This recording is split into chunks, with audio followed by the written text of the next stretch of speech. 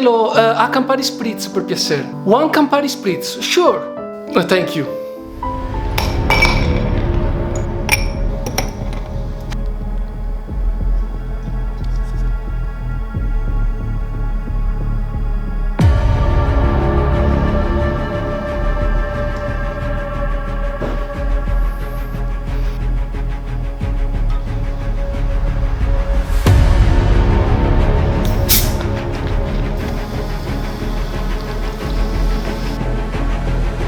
There you go, sir. It's 32 euros.